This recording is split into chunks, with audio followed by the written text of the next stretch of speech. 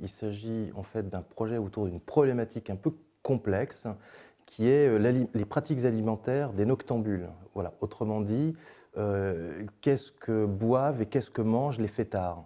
Dans ses observations, Delphine s'est rendu compte qu'un des problèmes principaux de ces noctambules, c'était l'hydratation. Ce qui est original, qui ne se fait pas souvent, lorsqu'on prend un problème de santé publique, on a de bonnes intentions et on dit il faut que les fêtards arrêtent de boire. Elle s'est dit ils boivent, par contre il leur manque des vitamines, il manque de l'eau, je vais trouver le moyen de leur faire, de les hydrater, mais qu'ils trouvent ça amusant, désirable et qu'ils en aient envie tout simplement. Alors son projet, ce sont des glaces fluorescentes avec des paillettes à l'intérieur. Il y a de l'eau, mais il y a aussi des fruits, donc c'est enrichi en vitamines. Et avec le tout dans un emballage très particulier, qui fait que, en effet, lorsqu'on est en boîte de nuit, il fait plutôt chaud. Donc la glace, si elle fond, elle est dans un petit gobelet qui peut, il y a le bâtonnet, c'est une paille, et qui permet de boire sa glace.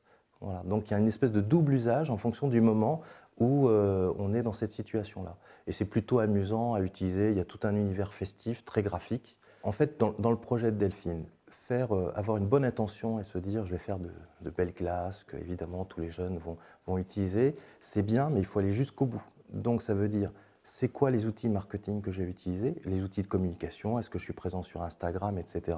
Et puis le modèle économique, c'est-à-dire combien je vends cette glace. Est-ce que d'abord les jeunes sont prêts à payer pour ça? Donc elle s'est rendue compte qu'il y a deux tailles de glace. Donc entre 50 centimes et 1,50 €, ils étaient prêts à y aller. Elle est allée jusqu'à penser aussi des systèmes de consignes. Et puis au fond, elle s'est rendue compte que, parce que ça a quand même un coût, même si c'est de l'eau et des fruits, que le meilleur moyen, ce serait de s'associer avec un fournisseur d'alcool qui montrerait qu'ils peuvent faire boire les jeunes de façon responsable en leur proposant ce type de produit.